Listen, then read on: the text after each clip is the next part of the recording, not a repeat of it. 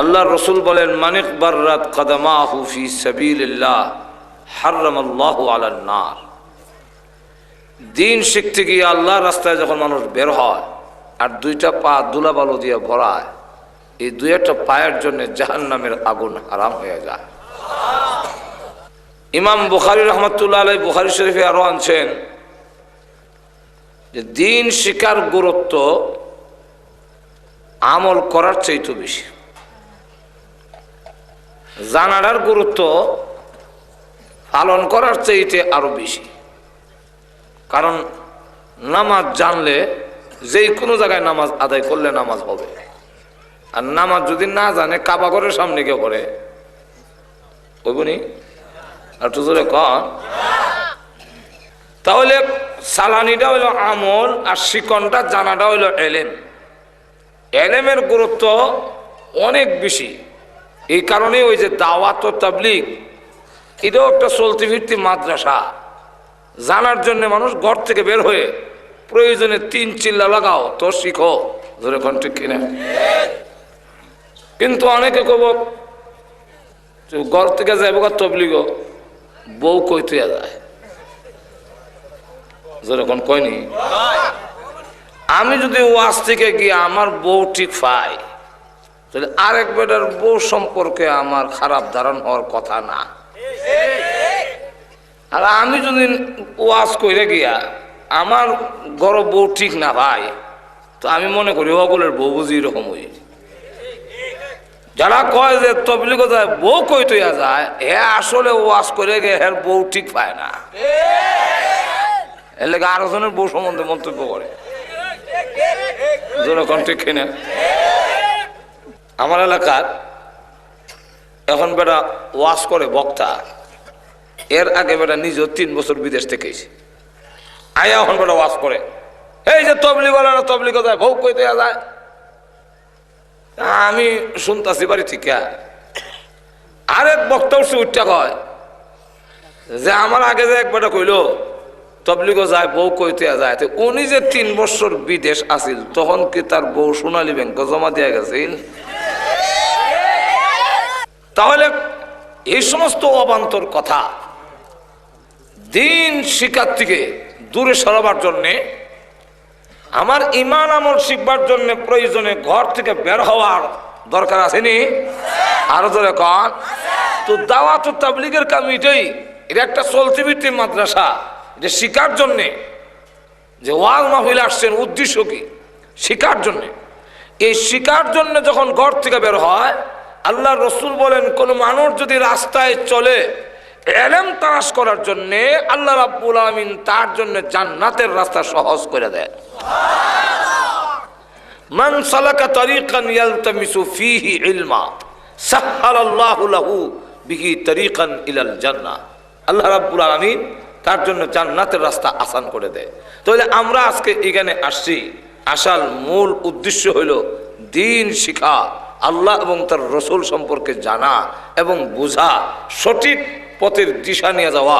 কোন পথে পরিচালিত হইলে আমি আখিরাতে পরকালে জাহান্নামের আগুন থেকে মুক্তি পাবো, জান্নাত লাভ করতে পারবো, সেই পথটি শিকার উদ্দেশ্যেই মানুষ ওয়াজ তাফসীরের আশা। আরো ধরে কন্টিনিউ। কিন্তু আমাদের দেশের কিছু আরো এমন আছে যে ওয়াজও গেলে হে আরো নষ্ট হয়ে যায়।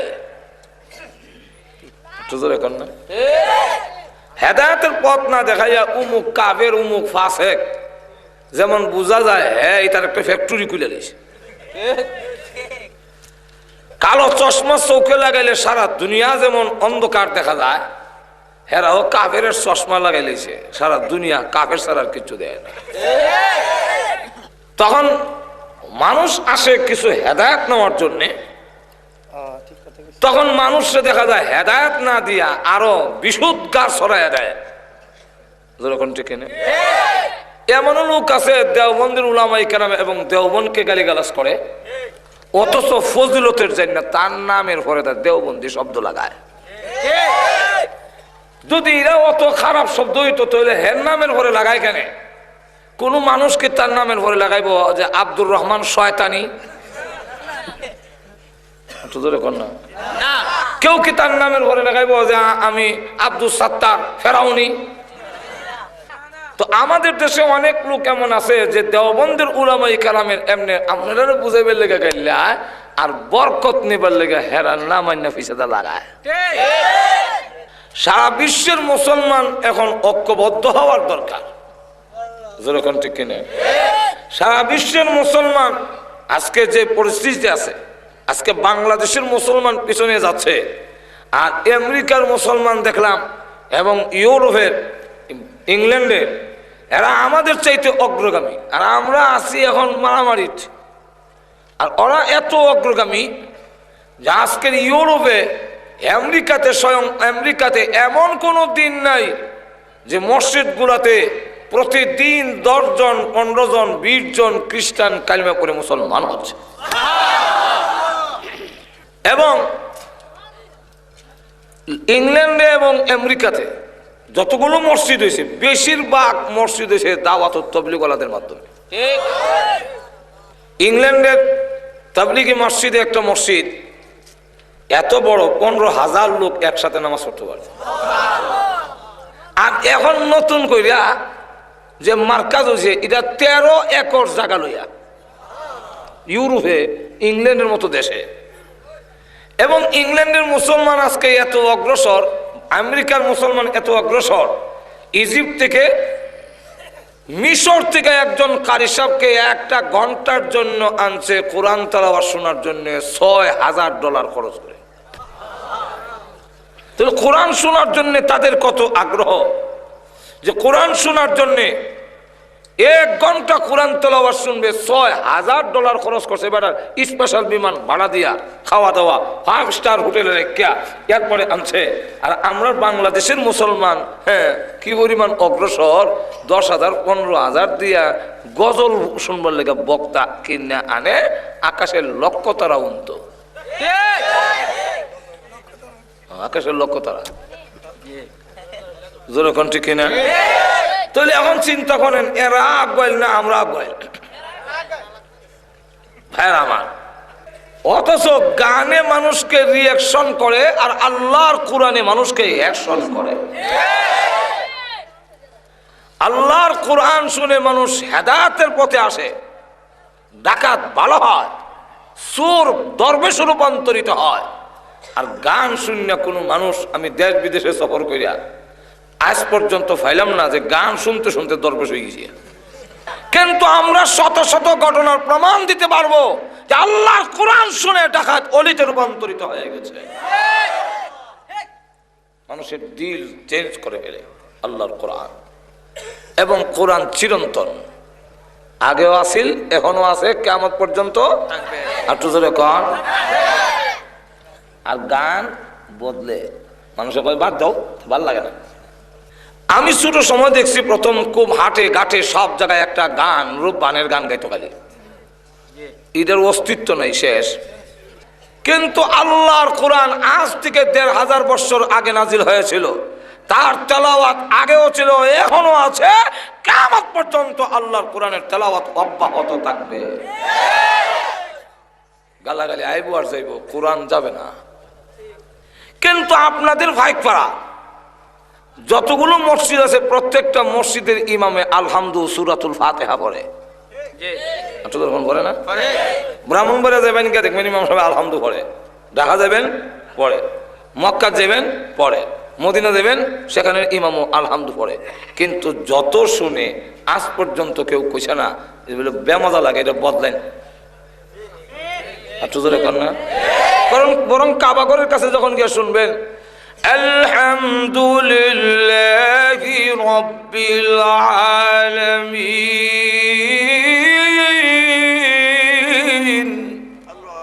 তখন মনে হয় যে এই মাত্র শুনলাম। একটু জোরে কর না। এক কারি সাহেব পড়ছে এক টানে আলহামদুলিল্লাহি রাব্বিল আলামিন আর রহমানির রহিম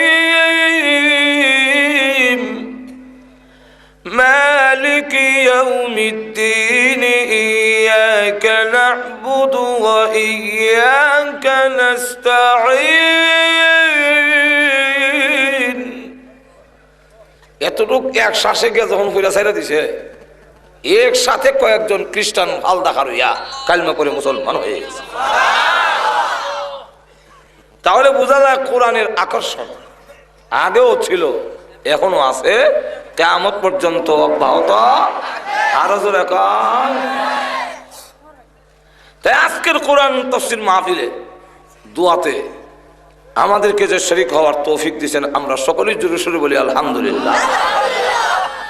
আমি যে আয়াতগুলো পড়লাম, এই আয়াতগুলো হলো সূরা লুকমানের। কোরআনের একটি সূরা আছে সূরা লুকমান। লুকমান একজন ব্যক্তির নামকরণ, একটি সূরার নামকরণ করা হয়েছে। এই ব্যক্তিকে যার নামে সূরার নামকরণ করা হইল, স্বয়ং আল্লাহ রাব্বুল আলামিন তার কোরআন শরীফের মধ্যে তার নাম আনলেন। তার নামে ডাইরেক্ট আয়াতের মধ্যেও তার নাম আছে এবং ওনার নামে সূরাটার নামকরণ করা হইল। সেই ব্যক্তিকে, যেখানে সাহাবাই কালামের মধ্যে আবু বকর সিদ্দিকের নাম কোরআনে নাই, ওমরের নাম কোরআনে নাই, উসমানের নাম কোরআনে নাই, আলীর নাম কোরআনে নাই, শুধু একজন সাহাবীর নাম কোরআন শরীফে আছে। ফালাম্মা কাদা যায়েদুন, যায়েদ রাদিয়াল্লাহু আনহু নামটা কোরআন শরীফে আছে। আর না হয় কোনো সাহাবীর নামও আল্লাহর কোরআনে আনে নাই। সাহাবীদের কথা আছে কিন্তু তার নাম নাই, কোরআন শরীফ নাই। যেমন এক সাহাবী, ওনার নাম উবাই ইবনে কাব রাদিয়াল্লাহু আনহু। উনি কোরআন 7 ভাবে পড়া যায়। কয়ভাবে? 7 ভাবে। যেমন আমরা ওয়াদুহা ওয়াল লাইলি ইযা সাজা পড়ি, এরকম ঠিক না? এক সাহাবী পড়তেছে ওয়াদুহি ওয়াল লাইলি ইযা সাজি মা ওয়াদ্দাআকা রাব্বুকা ওয়া মা ক্বালি।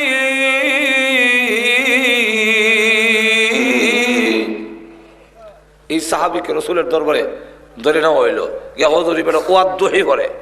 রাসূল কো ছেড়ে দাও, জিবরাইল আমারে দুহি পড়াও শোনাইছে। সুবহানাল্লাহ। আপনি জোরে কোন না? তো 7 ভাবে যে কোরআন শরীফ নাযিল হয়েছে, এই 7 কারি সাহেবের মধ্যে একজনের নাম হলো উবাই ইবনে কাব। ওনার ফরাকও সুন্দর ছিল। আল্লাহর নবী সাবিক রাহমাতুল লিল আলামিন ডেকে বলেন, রে উবাই ইবনে কাব, একটু কোরআন শরীফ তেলাওয়াত করে তুমি আমাকে শোনাও। উবাই ইবনে কাব রাদিয়াল্লাহু আনহু বলেন, ইয়া রাসূলুল্লাহ, ইয়া হাবিবাল্লাহ, ও আল্লাহর নবী, যাকে কোরআন শিখাইছেন স্বয়ং আল্লাহ এবং যার কাছে কোরআন নাজিল হয়েছে, সেই নবীকে আমি তেলাওয়াত করে শোনাবো। অক্ষমতা প্রকাশ করলেন, হুজুর আমি আপনারও শুনাইতাম। আল্লাহর নবী বলেন, উবাই, কোরআন শরীফ তেলাওয়াত করে আমাকে শোনাও। উবাই ইবনে কাব আবারও অক্ষমতা প্রকাশ করলেন। এইভাবে 1 বার 2 বার 3 বার বলার পরে আল্লাহর নবী বলেন, রে উবাই ইবনে কাব, মহান আল্লাহ বলেছেন তোমার কাছ থেকে তেলাওয়াত শোনার জন্য। উবাই ইবনে কাব রাদিয়াল্লাহু আনহু বলেন, ইয়া রাসূলুল্লাহ, ইয়া হাবিবাল্লাহ, আল্লাহর নবী গো, আল্লাহ যে আমার পড়াশোনার জন্য বলছেন, আমার নামটা আল্লাহ কইছেননি। একটু জোরে কোন না? সুবহানাল্লাহ। আল্লাহর নবী বলেন, উবাই ইবনে কাব, আল্লাহ তোমার নাম ধরে বলেছেন তোমার কাছ থেকে পড়াশোনার জন্য। উবাই ইবনে কাব রাদিয়াল্লাহু আনহু বলেন, আনন্দে আত্মহারা হয়ে গেলেন, আমার আর কিছু পাওয়ার চাওয়ার নাই। মহান আল্লাহ যে আমার মতো গোলামের নাম উচ্চারণ করেছে, আমার জীবন সার্থক হয়ে গেছে। কিন্তু কোরআনের আয়াতে ওনার নাম নাই। হযরত জাফর রাদিয়াল্লাহু আনহু, ওনাকে রাসূল বলেন, ও জাফর, তোমার ভিতরে নাকি 4টা গুণ আছে, যে গুণগুলো আল্লাহর পছন্দ। কি? জাফর রাদিয়াল্লাহু আনহু, আল্লাহর নবী, আমার গুণগুলো কারো কাছে বলি নাই, আপনি জানলেন কিভাবে আমার গুণগুলো? আল্লাহর নবী বলেন, জাফর রে, মহান আল্লাহ তোমার গুণগুলো আমাকে জানাইয়া দিয়েছে। জাফর রাদিয়াল্লাহু আনহু বলেন, ইয়া রাসূলুল্লাহ, আল্লাহ যে আমার গুণগুলো আপনাকে বলে দিয়েছেন, আল্লাহ রাব্বুল আলামিনকে আমার নাম বলেছেন। আল্লাহর রাসূল বলেন, রে জাফর, মহান আল্লাহ তোমার নাম ধরে বলেছেন, তোমার কাছে যে গুণগুলো আছে। হযরত জাফরও আনন্দে আত্মহারা হয়ে গেলেন, মহান আল্লাহ যে আমার মতো গোলামের নাম উচ্চারণ করেছে।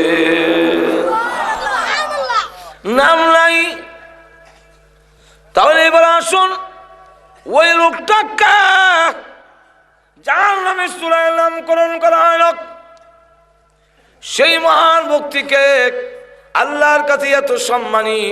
আল্লাহ রাব্বুল আলামিন উনি নিজে, ওনার কথা বড় ওজনদার, ওনার কথার অনেক লোড আছে, কিন্তু এরপরে কারো কাছ থেকে কর্জা, কারো নসিহত, আল্লাহ কর্জা করে নেওয়ার কোনো দরকার নাই।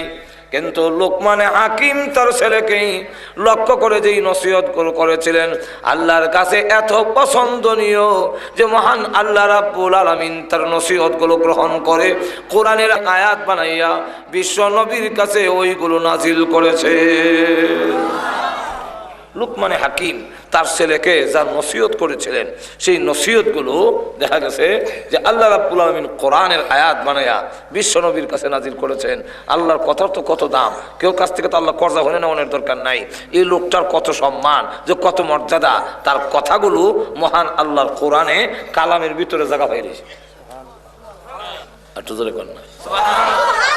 আল্লাহ নবী বিশ্ব নবী উল্লেখ করেছেন, অথচ তিনি ছিলেন কালো। ওই লোকটা এমন কালো, হাসি তার মতো কালো লোক হয় না, নাকের সেন্টার ঠিক নাই, ঠোঁট মোড়া, ফাওয়ার মধ্যে রেল লাইনের মতো ভাড়া, আবার গোলাম বাড়িও, তাহলে কোনো দিক থেকে তার কোনো ভালো কোয়ালিটি নাই। এত সম্মান আর ইজ্জত। আল্লাহর নবী বিশ্বনবী রাহমাতুল লিল আলামিন বলেন, তিন কালোকে আল্লাহ শ্রেষ্ঠত্ব দান করেছেন, সম্মান দিয়েছেন। এর মধ্যে এক কালোর নাম হলো লুকমানে হাকিম। লুকমানে হাকিম হলো এক কালা। এই কালার এত ইজ্জত, এত সম্মান, ফেরেশতারা তাকে সম্মান দেয়, গাছে মাছে তাকে সম্মান দেয়। এত ইজ্জত আর সম্মান কেন? আল্লাহর নবী বলেন, তিনজন কালোকে যে সম্মান দিয়েছেন, এর মধ্যে একজন হলো লুকমানে হাকিম, দুই নম্বর আরেকজন হলো হযরত বিলাল। দেখতে কালো, মক্কার লোকেরা বলে কালা কাউয়া, কালা কাউয়া বলে আখ্যায়িত করে, আর বলে বাদাইম্মার ঘরের বাদাইম্মা, গোলামের ঘরের গোলাম, বাপও গোলাম সেও গোলাম, সেও বাদাইম্মা, তার বাপও বাদাইম্মা, বাড়ি হলো আফ্রিকা, তাকে এসব মক্কায়, তার কি দাম আছে, কি ইজ্জত আছে। আল্লাহর নবী বলেন, আমার কালো বিলালের এত ইজ্জত, কিয়ামতের কঠিন ময়দানে আল্লাহ যখন আমাকে হুকুম দিবেন জান্নাতের গেটটা খুলে দেওয়ার জন্য, কারণ জান্নাতের চাবি আমি বিশ্ব নবীর হাতে থাকবে। জান্নাতের গেটটা খুলে দেওয়ার জন্য আল্লাহ যখন আমাকে হুকুম দিবেন, আর আমি ওই চাবি লইয়া উঠে যখন আরোহণ করব, তখন দেখা যাবে যে আল্লাহ ডাকবেন, ওগো নবীজি আপনার কালো বিলাল কই? কালো বিলালের কি দরকার?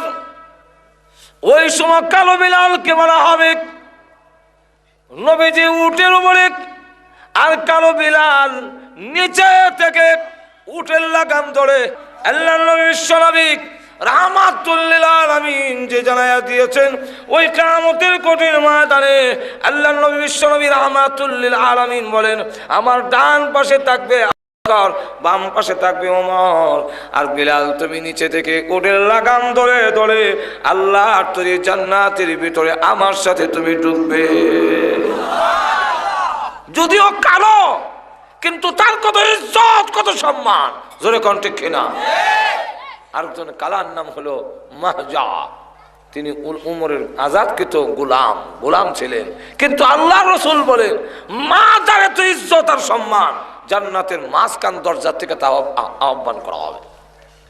তাহলে এখন চিন্তা করেন, এত সম্মানী হযরত লুকমান কেন? একদিন তিনি হাজার হাজার মানুষের সামনে ওয়াজ করতেছেন, আর সকলে বড় ইজ্জতের সাথে, সম্মানের সাথে তার কথাগুলো শুনতেছেন। তার কথাগুলো কত ওজন, কত লোড, যে আল্লাহ রাব্বুল আলামিন তার কথাগুলো গ্রহণ করে কোরআনে আনছেন। চিন্তা করছেন ব্যাপারটা? এখন আল্লাহ ওয়াজ করতেছে, তো এক লোক দাঁড়ায় গেছে মাহফিলের মাঝখান থেকে, দাঁড়ায় কয় যে আমি একটা প্রশ্ন করতে চাইছিলাম, সাহস পাই না, আর ভিতরে যে একটা খুটকুটি আরম্ভ হয়েছে, না করলে শান্তিও হইতাছি না। অনুমতি যদি দেন তাহলে কিছু প্রশ্ন করবে। ভাই আমার লক্ষ্য করে দেখেন যে এই অবস্থায় আল্লাহর নবী বিশ্ব নবী রাহমাতুল লিল আলামিন যে বলছেন কালো লোকের দাম, তো ওই লোকটা দাঁড়ায় কয়, ও লোকমান, আমি আপনাকে প্রশ্ন করতে চেয়েছিলাম একটি, কিন্তু সাহস পাই না, কারণ আপনার সমপাঠী একসাথে স্কুলে পড়েছিলেন, কিন্তু দেখা যায় এখন এমন জায়গাত গেছে বেটা মন্ত্রী হয়ে রয়েছে, এমন অনেক কথা কইতে সাহস করা যায় না, সাহস পাওয়া যায় না।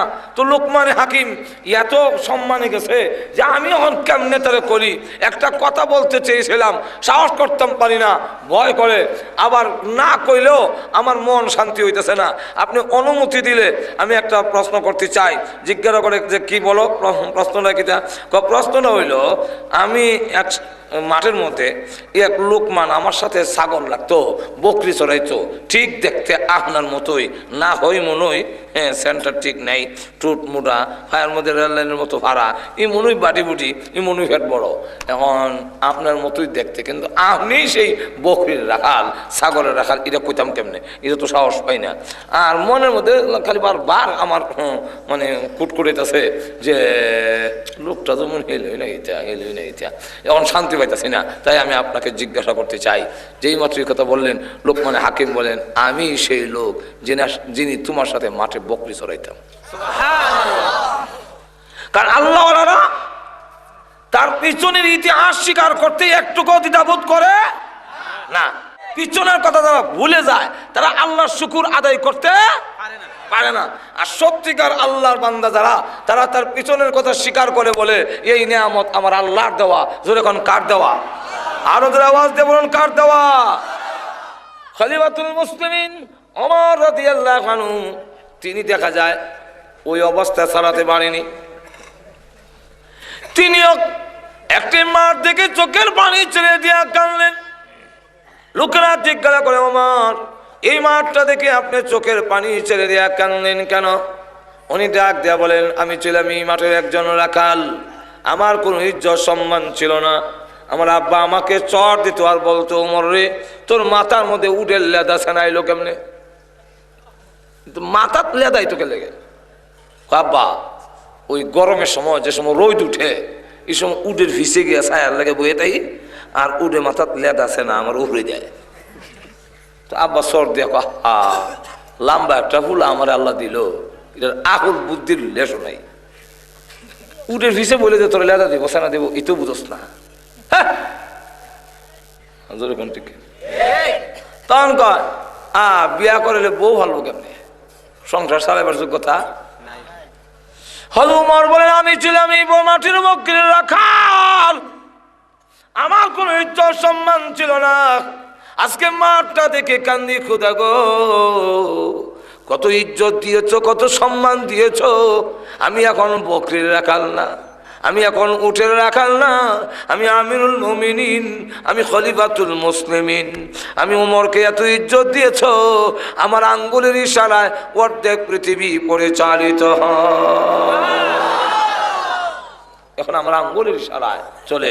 সুতরাং আমার এই জিনিসটা ইয়াদ থাকলেই শুকরিয়া আদায় করতে সুবিধা, আর পিছের কথা যখন বুঝলায় তার জবান দিয়ে আল্লাহর শুকুর আসে না। লোকমানে হাকিম বলেন, আমি সেই লোক যে লোক বকরির রাখাল ছিলাম, আমার কোন ইজ্জত সম্মান ছিল না, আমি কালো লোক, সামাজিক ভাবে কালো এবং গঠন যার ভালো না, সমাজে তাকে বেশি ইজ্জত দেয় না, সম্মান দিতে চায় না, আমি সেই লোক। এমনি লোকটা ডাক দিয়ে বলে, আপনি যদি সেই লোক হয়ে থাকেন তাহলে আমি বকরির ছাগলের রাখাল রয়ে গেলাম, আপনার এত ইজ্জত সম্মান কেমনে হইলো, এই বেশ কমরা কেমনে হইলো আমি জানতে চাই। লোকমানে হাকিম বলেন, তুমি কি চাও দুনিয়া এবং আখিরাতে আমার মতো ইজ্জত আর সম্মানের অধিকারী হতে? আমরা কি তখন আপনারা চাইতেন না? দুনিয়া এবং আখিরাতে আমি সম্মানী হই, এটা আপনারা চাননি? আরো জোরে কন।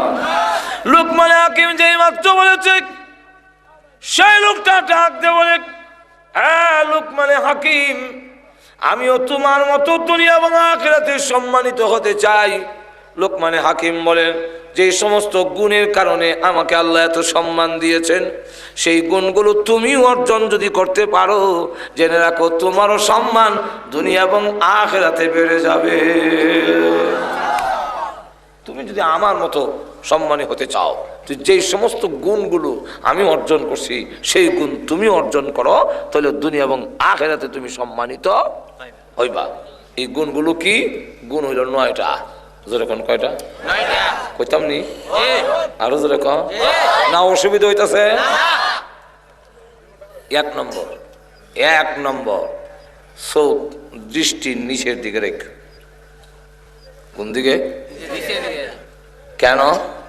আল্লাহ বলছে, قل للمؤمنين يغضوا من أبصارهم। হে রাসূল, আপনি মুমিন পুরুষদেরকে বলুন তারা যেন দৃষ্টি নজর নিচের দিকে রাখে। নারীদেরকেও বলুন নজর নিচের দিকে রাখো। আমাদের সমাজে যদি খালি এই আইনটা বাস্তবায়িত হয়, পুরুষ তারা রাস্তাতে গেলে তারা নিচের দিকে চাইয়া যাইব, বেটেন্টের দিকে সাউন্ড নাই, আর মহিলারাও কোনো বেড়ার দিকে চাইতো না। এই নয়, শুধু আইনটা যদি, এই কথাটা যদি মেনে নেওয়া হয়, তাহলে আমাদের সমাজের অনেক জিনা এসিড মারা বন্ধ হয়ে যাবে। কিন্তু তা না করে আরো কয় নারী পুরুষের কাঁধে কাঁধ মিলাইয়া কাজ করতে হবে। নারী পুরুষে মিলে কাঁধে কাঁধ মিলে কাজ করতে। দেশকে সমৃদ্ধিশালী করতে হলে, উন্নতশীল একটি দেশ গঠন করতে হলে নারী পুরুষের কাঁধে কাঁধ মিলে কাজ করতে হবে। আমার উঠেছে আসে, তার জন্য আপনি আসুন কে লেগে? আমি বললাম ইবারের বাসন শুনি আমার আসুস। আমিও যদি এখন দেশে গিয়ে ওয়াজ করি যে ভাইরা আমার, দেশ সমৃদ্ধিশালী হোক আমিও চাই, উন্নতশীল ডিজিটাল দেশ হোক এটা আমিও চাই। সুতরাং উন্নত মানের দেশ হইতে গেলে ফসল ভালো ফলাই লাগবে, নাহলে উন্নত হইব কেমনে? সুতরাং আপনারা সামনের বছর থেকে এখন আর শুধু গরু দিয়ে চাষাবাদ করলে হবে না, ছাগল আর গরু এক কাঁধে কাঁধ মিলে চাষাবাদ করতে হবে। আমার এই কথা মান্য যদি আপনারা গরুর কান্দ জোয়াল আর এদিকে একদিকে ছাগল, কাঁধে কাঁধ মিলবো নি?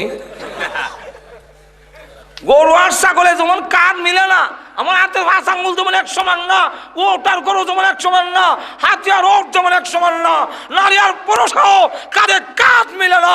কাঁধে কাঁধ মিলে যদি কাজ করতে যায়, দুর্গতি বাড়বে, সারা জাতির উন্নতি হবে না। এখন যেই মাত্র আলবাব আরম্ভ করছে এমনি খালি টান দিছে, বলো যেই মাত্র খালি লাঠিতে গুতা দিছে, আর গরু সামনের দিকে গেছে, জোয়ালের জাতাত ফইয়া, ছাগল বেমানি দিয়া সিলি দিয়া চ্যাপটা জমরিয়া, আর জোয়াল বাঙ্গিয়া গিয়া লাঙ্গল গরুর ঠ্যাঙ্গল আছে, গরু মাসের লাত্তি, এই লাঙ্গল ঘুরিয়াই লাগছে বেটার ফাও কাটছে, জোয়াল ভাঙছে, ছাগল নিহত হয়েছে। এই দুর্গতি কেলে হয়েছে? ছাগলের গরু হাল বাইতে গিয়া। যেরকম ঠিক কিনা? আমাদের দেশের দিন দিন দুর্গতি বাড়ে কেন? নারী পুরুষের কাঁধে কাঁধ মিলাইয়া না জিনা বন্ধ হবে, না ব্যভিচার বন্ধ হবে। যদি জিনা বন্ধ করতে হয়, অ্যাসিড মারা যদি বন্ধ করতে হয়, সর্বপ্রথম চোখের হেফাজত করো। আল্লাহ রসুল বলছেন জিনাল আইনে আর নজর, জিনাল আইনে আর নজর, যে চোখের জিনা হইল দেহন। চোখরে যে হেফাজত করতে পারছে না, সে আল্লাহর ওলি হতে পারে না। এত জোরে কর না। কিন্তু এর আগে তোমরা নিজের আমল ঠিক করতে হবে। জোরে কোন ঠিক কিনা? তো তাবলীগ ওয়ালারা কয় নিজের দাওয়াত, নিজের আমলটা ঠিক করো। যাক, এখন এই ফুলফুরিয়ে কয় এরা অস্ত্র নাই, বালা ডাক্তারও না, তোমার চোখটি কাটবো, এরপরে ফসবো, গলবো, ফুস পড়বো। আমি তো কান্দি তোমার দুঃখে, তোমার যে চোখটি দেবো, এমনি তো চোখ কোনো বেদনা নাই, হুইজ নাই, কোনো কিছু নাই, একটাই খালি অসুবিধা, চোখে দেহ না। কিন্তু এরা তো ভালো ডাক্তার না, ভালো ডাক্তার হলে চেম্বার খুলে থাকতো, ভালো যন্ত্র নাই, খাইটা লাগব আর তোমার চোখ নষ্ট হয়ে যাবো। তখন আমি মগলতে হলাই দিয়ে যাবো আমার উপরে, আমি আর না তোমার আসলে এটা কাঙ্ক্ষী। এখন বউ যে বাধা হইয়া দাঁড়াইছে, আসলে কি এর মহব্বতে না নিজের মুখোশ উন্মোচন হয়ে যাব, নিজের অবস্থা খুললে যাব ইটার লেগা, যেরকম ঠিক না ঠিক না। এখন হে বউর কথাই মন মানা মানে বউ যা কথা ওই ঠিক। আমরা দেশেও কিছু লোক আছে, যাইও না তফসির, যাইও না হক্কানি উলামা ইকরামের কাছে, যাইও না আলিম ওলামার কাছে, যাইও না তবলিগ ওলাদের কাছে, গাট্টি সুর ইতা সুর কইয়া, হ্যাঁ এটা কোনো নবীর আদর্শ নিভাবে কম। যাক এসরে কইলো গাঠি চোরা খেতে বদনা চোরাইতো কইয়া ইটা কেল লেগে ফিরাইতো চায়। ফিরাইবার কারণ হইল যখন নাকি তবলিগ গিয়া 3 চিল্লা দিব দিয়ে হের চোখের পর্দা কাটতে লাগব, কাটলে পরে এই আয়া দেখবো আমি বেটেন লইয়া তামসা করি আতায় মাথা আতাইয়া দেই কেন বিড়ি চুরট খাই। ইটা যখন আয়া দেখবো তখন আমি যদি 3 চিল্লা দিয়ে দেখলাম, আপনি যদি দেখা যায় অন্ধকারের মধ্যে, তখন ফিররে 3 তালাক দিয়া যাবো গা।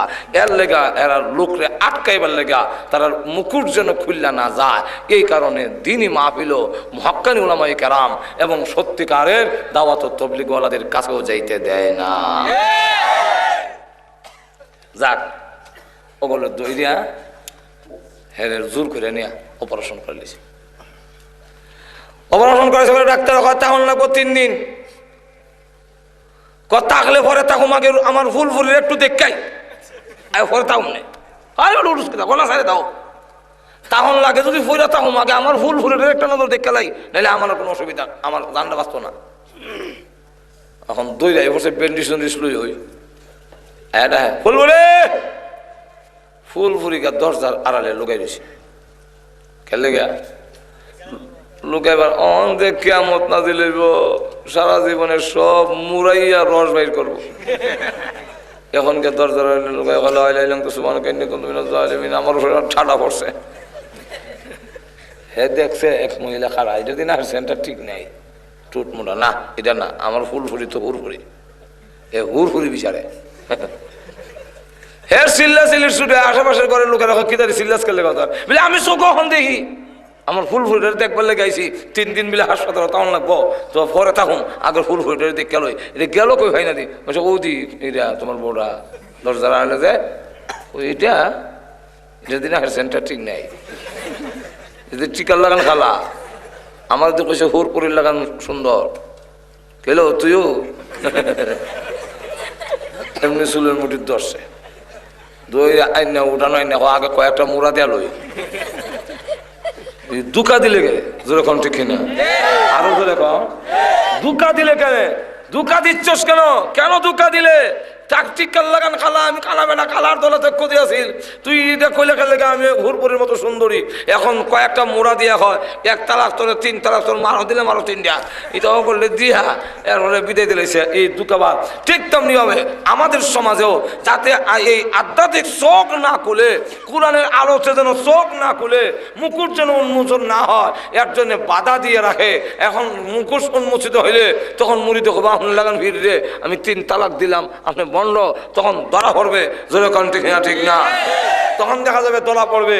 এই জন্যে ওই যে এগুলার থেকে দূরে রাখে। তাহলে প্রথম নম্বর হলো তুমি যদি সম্মানী হতে চাও লুকমানে হাকিম বলেন প্রথম নম্বর কথা হলো তোমার নজর নিচের দিকে রাখো। একটু জোরে কোন কোন দিকে রাখন, একটু জোরে কোন নিচের দিকে, নিচের দিকে নজর রাখো যদি তাহলে তোমার ইজ্জত দুনিয়া তো বাড়বে আল্লাহর কাছেও বাড়বে। লক্ষ্য করে দেখেন নিচের দিকে যদি নজর দেয় তাহলে আমাদের দেশের অনেক গুণাতে বেঁচে যাবে। আমরা এই যে এসিড মারা এগুলার সব মূল কারণ হইল চোখ। আমরা চোখ হলো ওই ক্যামেরার চোখ আর কি বিট্রিফিতে আছে যেটা ওই দেহে ফ্লাশ মারে মারলে এটা বিট্রিকে জমা হয়। বিশ্বাস না করলে আপনারা চক্ষু বন্ধ করে দেখেন ব্রাহ্মণবাড়িয়া টাউনের অলিগলি দেওয়া যায়, কিন্তু করাচিটারে দেখবার লেগে চক্ষু বন্ধ করেন করাচি নাই কেন লেগে করাচির ছবি আমার বিত্রির ভিতর নাই, কিন্তু ব্রাহ্মণবাড়িয়া টাউনের ছবিটা আমার ভিতর আসেনি না নাই। ঠিক তেমনি ভাবে একজন আরেকজনের যখন দেখে দেখে শরীরে চাই ফ্লাশ মারছে লাস্ট মাইরা ছবি লয়ে গেছে বিচ্ছে। এখন হে যায় আর কই কি দেখলাম গোলাপি গোলাপি গো অনেক গান গায়। প্রেম একবার এসেছিল নীরবে ফারিনে পূজানতে। হিদেও কয় মোটামুটি ছেলেটা তো খারাপ না, ভালোই। এই কিছু লাগলো যেরকম ঠিক কিনা। এরপরে সিডি দেয়, এরপরে চলো ব্রাহ্মণবাড়িয়া টাউনও আন্ডারগ্রাউন্ডের ভিতরে চাইনিজ রেস্টুরেন্ট আছে, এখানে কিছু চানাচুর টানাচুর চাও খাই এখানে খাইয়ার পরে আগাইতে একদিন কইলো সান সুরুজরে সাক্ষী রেখে কই সান সুরুজরে সাক্ষী রেখা তুমি ছাড়া কেউ বিয়া করতাম না, এইটা তুমি মরে যাও। এখন গার্জেনে ফাইলেছে ইটালিয়ান জামাই যখন ফাইলেছে দেলাইছে বিয়া নিয়ে ইটালিয়ান জামাইয়ের কাছে। এখন হ্যাঁ কয় হ্যাঁ সানসুরুজের সাক্ষী রেখে বসলে আমি ছাড়া কেউ কাছে বিয়া বুঝতে না, ইটালির জামাই হয়ে বুঝি কেন বিয়া বুঝত গা। তো তুইও নাই আমিও নাই, এমনি লম্বা এসিডের বোতল লয় এখন জানলার পাশে রাস্তার পাশে খাড়িয়ে থাকে এসিড মারে তোমারও করুম, আমিও তো শেষ হই, আমার জিন্দগি তো শেষ হই, তোরও শেষ করে লিতাম। তাহলে এসিড মারাটা আইসে মূলে আইসে চোখ থেকে। তাহলে এক নম্বর হইল লুকমানে হাকিম বলেন, দেখবেন যারা নাকি নিচের দিকে চাই আটে এদের সমাজের সকলের কাছে তার দাম। আর যারা মূল্যও যদি হয় আর এমনি পুনাখুনি যদি চায় তোমার সে ওই তো হয় 2 নম্বর মূল্যা। ঠিক তাহলে দাম কমে না বাড়ে? আরো ধরে কম গেল 9টা কম লাগবো, সময় কম, আলোচনা বেশি। তো কটা হইল 1 নম্বর। ইদাত করতে গেলে কয়েক ঘন্টা লাগবো, রাখলাম 1 নম্বর। তুমি যদি আমার মতো সম্মানী হতে চাও চোখের নিচের দিকে রেখো, কেন শয়তান আমরা অনেক সময় কয় চোখ রাখার জায়গা নাই, চোখ রাখার জায়গা নাই। আমার আগে বক্তা ওয়াজ করে আমি পরে করলাম, তো দেখি বেটা কইতাছে কয় চোখ রাখার জায়গা নাই, রাখবো কোথায়? ডাইন দিকে চাইলে 2টা, বাম দিকে চাইলে 2টা, সামনে চাইলে 2টা, পিছের দিকে 2টা, ও উপরেতে চাইলে জানলার ফাঁক দেখি আরো 2টা চাই দিছে। রাখবো কোথায়? তো আমি বললাম কোরআন পড়লে রাখার জায়গা আছে, আল্লাহ কোরআনে বলছেন নিচের দিকে রাখবো। তুমি ডাইনে বাম সহকারে মাজুর এখন ঠিক আল্লাহ বলছেন চাইও না, কেন? শয়তান চ্যালেঞ্জ করে কইছে তোমরা ডাইনে বামে আমি আসি, আমি তোমরা ধরুম জাল লাগাইয়া জাহান্নামে নেমু। ثم لآتينهم من بين أيديهم ومن خلفهم وعن أيمانهم وعن شمائلهم।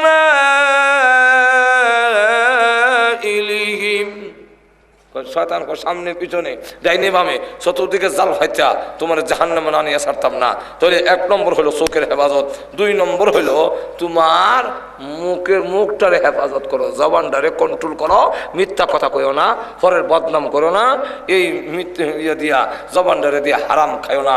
জবানটারে যদি তুমি বন্ধ রাখতে পারো, জবানকে তুমি যদি হেফাজত করতে পারো, তোমার সম্মান বাড়বে ছাড়া কমবে না। একটু ধরে কর না। কিন্তু আমরা সমাজের কাম কিটা তসবিহ লইয়া মসজিদে গে বইয়া কয় সুবহানাল্লাহ সুবহানাল্লাহ সুবহানাল্লাহ সুবহানাল্লাহ। আচ্ছা কালো মিয়া হজ করে আইছে, হজ করলে কি হইব? তার ফুলাফুরির কোনো খবর আছে নি? সুবহানাল্লাহ সুবহানাল্লাহ আছে না আমরা সমাজে? 2 নম্বর জবান বন্ধ করো, প্রয়োজন ছাড়া কথা বইল না। যদি তোমার জবান কন্ট্রোল করতে পারো, জানা রাখো ওই জবানে মহান আল্লাহর নাম যদি জারি রাখো, বেহুদা কথা বলো না। আল্লাহ আল্লাহ যখন করো, আল্লাহর জিকির আজকার করতে থাকো। আল্লাহর রাসূল বলেন কিয়ামতের কঠিন ময়দানে তুমি হাসতে হাসতে আল্লাহর তৈরি জান্নাতের ভিতরে প্রবেশ করবে। এখানে আলোচনা করতে গেলে 1 ঘন্টা লাগবে, রাখলাম এলো 2। 3 নম্বরটা হইলো তোমার লজ্জাস্থান হেফাজত করো, শরমগারে তুমি হেফাজত করো। যদি করতারো তাহলে আল্লাহ রসুল বলেন জবান আর শরমগার যে হেফাজত করব, আমি রসুল তারে জান্নাতে নেওয়ার জিম্মাদার হয়ে গেলাম। গেল 3টা, যখন কয়টা? 4 নম্বরটা হইলো ওয়াদা পূরণ করো। কারোর সাথে ওয়াদা করলে ওয়াদা পূর্ণ করো, নাহলে দাম থাকবে না। কিন্তু আমাদের দেশে তো বিশেষ করে রাজনৈতিক ময়দানও ওয়াদা পূরণ করার মোটই না। একবারে চেয়ারম্যান কারুছে কারো কয় আমি এন করম তেন করম, একবারে রাস্তায় এমন ভাবে করবো, ঘরে জালল তলা থেকে রাস্তাটা দিয়ে আমরা নিয়ে এক করে বুড়াইয়া দাতুরবেলা হইয়া আমরা গিয়ে আমরা এক করে ব্রাহ্মণপুর এলাকায় এমন রাস্তা হবে, পাশে দিয়ে স্বর্ণের ইট থাকবে। বাপরে আশ্চর্য কথা বল। তখন আমি এক চেয়ারম্যানে জিজ্ঞাসলাম, চেয়ারম্যান সাহেব যা কইতেছেন মন্ত্রী হইলেও পারবেন কিনা সন্দেহ, এতগুলো কোন কেন? কৌজরিতে আপনারা বুঝবেন না। আমরা বলে বুঝতাম না, বলে বুঝাইলে তুই বুঝি, হাজার হাজার মানুষের বুঝাইতে বুঝতাম না গেলে গে। কইটা নির্বাচনী ওয়াদা ফাঁস করে সারলে একটাও দেওয়ান লাগে না,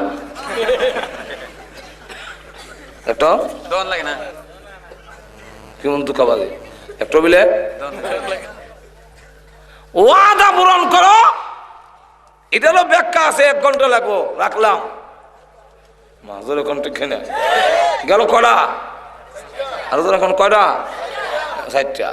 5 নম্বরটা হইল হালাল রুজি রোজগার সামান্য যদি হয় এর উপরে সন্তুষ্ট থেকো, আলহামদুলিল্লাহ যাক কষ্ট হইব, আমার হালাল রিজিক যা আছে তা হইলে আছে। হালাল খাবারের মাধ্যমে অন্তরের যে নূর পয়দা হবে, এই নূরের দ্বারা তুমি মহান আল্লাহর মারিফতের মজা লাভ করতে পারবে। কয়টা হইল? এটারও ব্যাখ্যা দিয়ে হচ্ছে গেলে অনেক লম্বা লাগবো। কয়টা হইল? 5টা। এখন নেন কয় নম্বর? 6 নম্বর। সত্য কথা বলবে, হকের উপরে থাকবে না, হকের কাছে যাইও না। একবার দেখা যায় ওয়াজও, একবার দেখা যায় তোমার উরুসও। মাজরে কোন ঠিক? হ্যাঁ ওয়াজও আছে, এমনও আছে, আবার খরমপুরে যাওয়ানো ঠিক আছে। হকের উপরে যদি তুমি থাকো, যত নির্যাতন আসুক, সকল নির্যাতন সকল বাধার মোকাবেলায় তুমি যদি ইস্তেকামতের সাথে হকের উপরে থাকতে পারো, যে মৃত্যুর সময় আল্লাহ তোমাকে সালাম দিবেন। আর কোন জায়গায় আছে মেহমান দেখলে আরো কিছু বেজার হইয়া, হ্যাঁ কয়েকদিন আগে আইসলেন থাকলেন না, আর ওখানে দেখা যায় ব্যবসা থাকতেন না, আরেকদিন আইলে কিন্তু আর সারতাম না, আর আজকে বিদায় করে দিলে মাজর এখন ঠিক না। মেহমানের ইজ্জত কইল, পয়গম্বরের সুন্নাত হলো মেহমানকে ইজ্জত করা। আল্লাহর পয়গম্বর ইব্রাহিম আলাইহিস সালাম মেহমান ছাড়া তিনি খাইতেন না। একবারে 3 দিন হয়ে গেছে, রাস্তায় গিয়ে দাঁড়াইয়া থাকে, কোনো মেহমান নাই, মেহমান ছাড়া তিনি খায় না। আল্লাহ ডাক দেন, জিবরাইল 12 জন ফেরেশতা নিয়ে যাবা কওমে লূতকে ধ্বংস করার জন্যে। তো আমার ইব্রাহিমের বাড়ি হইয়া যাইও, তোমাদেরকে মেহমান মনে করে খাবারের আয়োজন করবে। আমার ইব্রাহিম নবীকে খাওয়াইয়া তারপরে যাইও। এখন ইব্রাহিম আলাইহিস সালাম 3 দিনের ক্ষুধার্ত, খাওয়া শুরু করছে, মেহমানের সাথে কথা কয় আর খায়, কিন্তু মেহমানরা তো হাত বাড়ায় না, কারণ ফেরেশতা তো ওরা তো খায় না, খালি ঠেলে ঠেলে ইব্রাহিম নবীরে দেয়। আর পর্দার আড়াল থেকে হযরত সারা তিনি দেখতেছেন যে মেহমানে খালি ঠেললে ওনার দিকে ইব্রাহিম নবীর দিকে দেয়, মেহমানে খায় না, মেহমান স্পর্শ করে না। তখন ডাক দিয়া কয়, ও স্বামী আপনার মেহমান দিক খায় না কিতা? হ্যাঁ খায় না। কখন কে মনে হয়েছে আপনার কি জাল বেশি গেছে, লবণ বেশি হয়েছে, খান না কেন? পেরেশান হয়ে গেছে। তখন জিবরাইল চিন্তা করলো, এখন যদি পরিচয় না দেই ইব্রাহিম নবীর পেরেশানি আরো বাড়বে। আর 2 নম্বর হইলো, আমি যদি এখন পেরেশানি একটু বাড়বে ইব্রাহিম, আর ইব্রাহিম আলাইহিস সালাম কিছু যখন খাই লিছে, এখন আর পরিচয় হইলেও কোনো অসুবিধা নাই। তখন তিনি ডাক দেয়া কয়, ও আল্লাহর পয়গম্বর, আমরা খাবো না, আপনি আমাদেরকে চিনছেন না, আমি আল্লাহর রহমতের ফেরেশতা জিবরাইল, আপনারা খাওয়াবের লেগে আইছি। কোরআন শরীফে ঘটনা আছে। যাক কটা হইল? 7টা। 8 নম্বরটা হইল, এমন কথা কইও না এবং কাজ করো না যে কথা আর কাজে পরকালে কোনো উপকারে আসবে না। একটু জোরে কর না। কটা হইল? আরো জোরে কর। 8টা। 9 নম্বর। যখন কয় নম্বর? 9 নম্বর। প্রতিবেশীর খোঁজ খবর রেখো। প্রতিবেশীর খোঁজ খবর নেয় না, সে পেট ভরে খাইয়া ডেকুর দেয়। পাশের ঘর যদি মুমিন ইমানদারেরা না খাইয়া ঘুমায়, ক্ষুধার্ত অবস্থায় সে যদি খোঁজ না নেয়, আল্লাহ নবী বলেন সে কখনো মুমিন না, মুমিন না, মুমিন না। এ তিনবার বলেছেন মুমিন নয়। আর প্রতিবেশীর খোঁজ খবর যদি নিতে পারো, প্রতিবেশীর কাছে, মহল্লার কাছে তোমারও দাম বেড়ে যাবে, মহান আল্লাহ রাব্বুল আলামিনের কাছেও তোমার ইজ্জত বেড়ে যাবে। লোকমান হাকিম বলেন তুমি যদি আমার মতো হতে চাও তাহলে এই গুণগুলো অর্জন করে নাও। এখন আসুন লোকমান হাকিম উনি যে ওনার ছেলেকে লক্ষ্য করে যে নসিহতগুলো করেছিলেন, ওনার ছেলেকে আল্লাহ কোরআনে তা তুলে ধরেছেন। একটা হলো আল্লাহর ভাওনা, আর একটা হলো বান্দার ভাওনা। প্রথম নম্বরটা হইলো আল্লাহর ভাওনাটা সবচাইতে বড় না ছোট? আরো যখন বড় না ছোট? আল্লাহর পাওনা সবচেয়ে বড়। এই কারণে আল্লাহ রাব্বুল আলামিন প্রথমে তুলে ধরছেন যে লোকমান হাকিম বলেন ওয়াইয ক্বালা লুকমানু লিবনিহি ওয়া হুয়া ইয়াইদুহু ইয়া বুনাইয়া লা তুশরিক বিল্লাহ ইন্নাশ শিরকা লাযুলমুন আযীম। প্রথম নম্বরটা হইল হে স্নেহের ছেলে, হে আদরের ছেলে, অনেক ব্যাখ্যা লম্বা, সংক্ষেপ করতেছি। হে আদরের ছেলে, শিরিক করো না, শিরিক করো না। কারণ শিরিক হইল সবচাইতে বড় জুলুম, সবচাইতে বড় পাপ, সবচাইতে বড় অন্যায়। শিরিক কি বলে পৃথিবীর কোনো বস্তুকে আল্লাহর সমকক্ষ সাব্যস্ত করা, আল্লাহর সমান বরাবর সমান দায়ের করা, এটার নাম হইল শিরিক। পৃথিবীর কোনো বস্তু, পৃথিবীর কেউ মহান আল্লাহর সমকক্ষ নন। আল্লাহ রসুল জানাইয়া দিয়েছেন যে গুনাহ করার মধ্যে সবচেয়ে বড় গুনাহ আল ইশরাকু বিল্লাহ, আল্লাহর সাথে শরীক করা। আর আল্লাহর করণীয় সবচেয়ে বড় হলো নামাজ। কোন বান্দা বান্দি যদি 5 ওয়াক্তের নামাজ আদায় করে আর শিরিক করে না, আল্লাহ রাব্বুল আলামিন জানাইয়া দিয়েছেন ওই বান্দার জিম্মাদার আমি স্বয়ং আল্লাহ নিজে হয়ে যায়। কিয়ামতের মাঠে ওই লোকটাকে কোনো না কোনো একটা অজুহাতে আল্লাহ তার জিন্দেগীর গুনাহ মাফ করার ব্যবস্থা করবেন। এই জন্য লা তুশরিক বিল্লাহ, আল্লাহর সাথে শরীক। এরপরে বলেন আল্লাহ একটু আগে বলেন আল্লাহর পাওনা আদায় করার পরে মা বাবার পাওনাটা সবচাইতে কেন? আল্লাহ রাব্বুল আলামিন বলেন আমি যা দিয়েছি আমার যেমন কোনো স্বার্থ নাই রে বান্দা, তোমরা আমার ইবাদত করবে, এটা আমার কোনো স্বার্থ নয়। আমার যেমন কোনো স্বার্থ নাই, ঠিক তেমনি ভাবে মা বাবাই একমাত্র পৃথিবীর ব্যক্তি যারা তার সন্তানকে যা দিয়েছেন কোনো স্বার্থ নাই। তো আল্লাহ নবী বিশ্ব নবী রাহমাতুল লিল আলামিন বললেন যে মা বাবাই একমাত্র ওই ব্যক্তি যেই ব্যক্তি তার সন্তানকে যা দিয়েছে এর মধ্যে কোনো স্বার্থ নাই। পৃথিবীর একে অন্যকে যা দেয় সবগুলোর স্বার্থ আছে। শ্বশুরে জামাইরে দেয় স্বার্থ আছে, উমুকে তুমুকরে দেয় স্বার্থ আছে, মেম্বার সাহেব চেয়ারম্যান সাহেব যারা যা দেয় সব স্বার্থ আছে। এমনকি খালাম্মা তিনি যদি তার বোনের ছেলেরে বোন পুত্রে দুধেশ্বর খাওয়ায়, মামলেট খাওয়ায়, বড় আদর করে, তাহলে এখানেও সম্ভাবনা আছে আপনার মতল বোন কান্দ তুল্লা দেওয়া অনেক। আর মা বাবা যা দিয়েছেন কোনো স্বার্থ নাই, কোনো স্বার্থ নাই। একবার আমাদের সমাজের কিছু লোক আছে এরা বউর কাছে মুড়ি দিয়েছে না, বউ যেমনি কয় কিন্তু বউর কথায় যে সব জায়গায় চললে লস হওয়ার সম্ভাবনা আর তো দেখুন না আসেনি। যা টাকা ফাটায় বোন নামে ফাটায়, এক টাকাও অন্য মা বাবার নামে ফাটাইতে পারে না, একটা টাকাও অন্যদিকে যেতে দেয় না। যাক এখন মা বাবার 10টা টাকাও দিতে দেয় না, আর কোনো খোঁজখবরও নিতে দেয় না। এই অবস্থায় চলছে 10 বছর। একদিন কাবাগর তোয়াফ করে আল্লাহর এক ওলির সাথে দেখা হয়েছে। জিজ্ঞাসা করে হ্যাঁ মালিক আমি একটি ঘটনা জানতে চাই।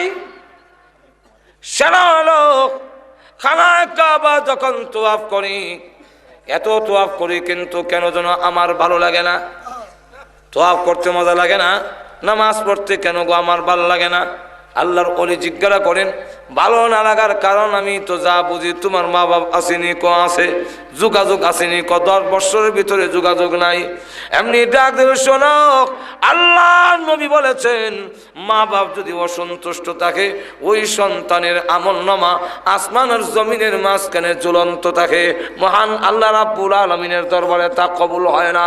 যেহেতু পেছনের ইবাদত আল্লাহর দরবারে কবুল হয় না, এই কারণে সামনে ইবাদত করার জন্য আগ্রহ আর সৃষ্টি হয় না। যতদিন পর্যন্ত মা বাপ খুশি না হয় তার ইবাদত আল্লাহর দরবারে কবুল হয় না। এই কথাটায় দারুণ আঘাত লাগছে। এবার নিয়ত করছে দেশে গেলে বউ তা হোক আর যাক, মা বাপ না দীক্ষাইতাম না। সময় আর 10 বছর পরে আইছি, আইয়া মনে করেন বাসুদেব বাজার নামছে, কেমনে যাইতাম একটু খোঁজ খবর লই। 10 বছরের ভিতরে কোনো খবর নাই। আর ইনি মানুষও তারা কেউ অনেকে চিনে না। ফাঁক পরের এক দোকানে গিয়ে দেখায়, কেউ ভাই ফাঁক পরের সেরা গাড়ি সামনে চিনুনি, ও চিন্তাম না হলে আমরা পাশের বাড়ি। উনি আসেনি। আরে উনি কেমন আছে? উনি তো নাই, মারা গেছে। কেমনে? এবারে তো 2টা চোখ নষ্ট হয়ে গেছিল, চিকিৎসা করতে পারছে না। অভাব অনটন করতে করতে আমরা গ্রামে ভিক্ষা করতে, এরপরে আমরা সাহায্য সহযোগিতা দিতে বহু চেষ্টা করে শেষে চিকিৎসার খরচ দিতে পারে নাই বলে আস্তে আস্তে দুঃখে দুঃখে পৃথিবীর থেকে বিদায় হয়ে গেছে। ছেলের অন্তরে আস্তে আস্তে আঘাত লাগতেছে। আচ্ছা, ওনার ওয়াইফের অবস্থা বলে উনিও না তাহার মতো আছে, কি তো হয়েছে বলে তারও 2টা চোখ নষ্ট হয়ে গেছে। আর গ্যাস্ট্রিক থেকে চিকিৎসা করতে না কোনো ভাইরা এই গ্যাস্ট্রিক বাড়তে বাড়তে আলসার হয়ে ক্যান্সার হইয়া এখন মৃত্যুর মুখে প্রতিত লড়াই করতেছে। আমরা গ্রামের লোকেরা সাহায্য সহযোগিতা জাকাত ফেতরা দিলে এরা জান বাচ্চা আছে, এই অবস্থায় এখন আছে। এক কদম যায়, আবার পিছনের দিকে ফিরে আসে। আমি কেমন সন্তান, চিকিৎসার অভাবে আমার আব্বা মারা গেল, আমার মা চক্ষু অন্ধ হয়ে গেছে, ক্যান্সার হয়ে গেছে। এখন আমার মা বেঁচে আছে, শুধু জানটা আছে দেহের ভিতরে। আমি আমার মার সামনে যাওয়ার পরে কোন মুখে আমি মা মা বলে ডাক দিব? মা যদি বলে তোমার বাবা চিকিৎসা করতে পারিনি, পৃথিবী থেকে বিদায় হয়েছে, আমিও মরণাপন্ন, আর তোমার এইগুলার কি দরকার? আমার আর খোঁজ খবর নিয়ে আল্লাহ কিরে বাবা, তোমার মতো সন্তানের আমার কোনো দরকার নাই। মা যদি এই কথা বলে তাহলে তো ঠিকই বলবেন। এক কদম যায় আবার পিছনের দিকে চলে আসে। এরকম করে করে চোখের পানি চলে দিয়া কানলে ঘরের দরজায় গিয়ে পৌঁছে মা কয়ে ডাক দিতেই মা যেখানে আরেকজনে দইরা উঠাইতে হয়, এখন দেখা যায় এমন স্পিরিট মার শরীরে এসেছে, এত মধুর ডাক কে দিলে রে? মা মা বলে কে ডাক দিলে? মা উঠে শোয়ার থেকে বিছনায় উঠে বসে গিয়েছে। আমি বুঝেছি পরিচয় দিতে হয় নাই, আওয়াজে বুঝে পেরেছি, আমি বুঝতে পেরেছি তুই আমার সন্তান। আমি চোখে দেখি না, আয় আমার বুকে আয়। 2টা সামনে যখন বাড়িয়ে দিয়েছে সন্তানকে বুকে জড়ায় ধরার জন্যে, এমনি সন্তানকে বুকে জড়াইয়া চোখের পানি ছেড়ে দিয়া যখন মা কান্দে, ছেলে এবার জিজ্ঞাসা করে, মা গো আমি এক কুলাঙ্গার সন্তান, আমি আমার বাবার খোঁজ খবর নিতে পারি নাই, চিকিৎসা করতে পারলো না। ও মা, আমি আমার মার খবর নিলাম না, মা ও মরণা পড়লো। এখন আমি মা, একবারও যে তুমি বললে না যে না তোমার মতো সন্তানের কোনো দরকার নাই, বরং আমাকে বুকে জড়ায় ধরলে আর বলতেছো আমি চোখে দেখি না, আমি হাত দিয়ে দেখবো তুই আমার সন্তান কত বড় ঈশ্বর। ও মা, একবারও দি বললেন না কেন? মা ডাক দিয়া বলে, না বলার কারণ হইল আমি মা তোমাকে গর্ভে রেখেছি, দুধ খাওয়াইছি, পেশাব পায়খানা করেছি, কোনো কিছু পাওয়ার আশায় করি নাই রে বাবা, মা হিসাবে তা করেছি। আব্বাও তার সন্তানকে যা দিয়েছে সেই সন্তানকে দেওয়ার পিছনে যা আছে এটা পাওনার আশায়, বিনিময় নেওয়ার আশায় কোনো কিছু দেয় না। এই কারণে আল্লাহ রসুল বলেন, মা বাবার পাওনা সারা জীবন পরিশোধ করলেও তোমার শেষ হবে না। একমাত্র মা বাবার পাওনা এমন যে আল্লাহ যা দিয়েছেন তার কোনো স্বার্থ নাই। পৃথিবীর মধ্যে মা বাবা হইল সন্তানকে যা দিছে, যতগুলো চুমু দিছে, যতগুলো কাপড় চোপড় দিছে, যতগুলো চকলেট খাওয়াইছে, একটা বাবা ও লেখকে রাখে না যে বড় হইলে হেরে সুদে আসলে আদায় করুন, এরকম একজন বাবাও লিখে রাখে না। তাহলে এতে বোঝা যায় মা বাবা তার সন্তানকে যা দিয়েছেন সম্পূর্ণ দিয়েছেন একমাত্র নিঃস্বার্থভাবে। আরো দরকার ঠিক। তাহলে এই জন্যে আল্লাহ রাব্বুল আলামিন তার হুকুমের পরে মা বাবার কথা তুলে ধরছেন। আমরা যুবক ভাইদেরকে বলবো, মা বাবার খেদমত করতে রাজি আছেন তো? আরো দরকার রাজি আছেন? আর আল্লাহর পাওনা হইল সবচেয়ে বড় পাওনা নামাজ আদায় করা, এটা হইলো আল্লাহর সবচেয়ে বড় পাওনা।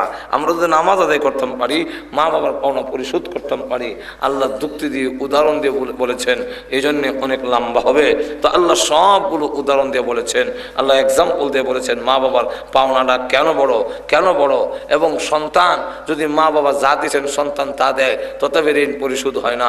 এক সাহাবী জিজ্ঞাসা করেন, ইয়া রাসূলুল্লাহ, আমার মা আমার কুলে নিয়েছে, আমি কুলে নেই, আমার মা আমার মুখে খাবার তুলে দিয়েছে, আমি খাবার তুলে দেই, আমার মা আমারে গোসল করেছে, আমি গোসল করাই, আমার মা আমার তেল মালিশ করছে, আমি তেল মালিশ করে দেই, আমার মা পেশাব পায়খানা পরিষ্কার করছে, আমি করে দেই, আমার মার পাওনা হক আদায় হবে কি? আল্লাহ নবী বিশ্ব নবী রাহমাতুল লিল আলামিন বলেন, হবে না। বলে কেন হবে না?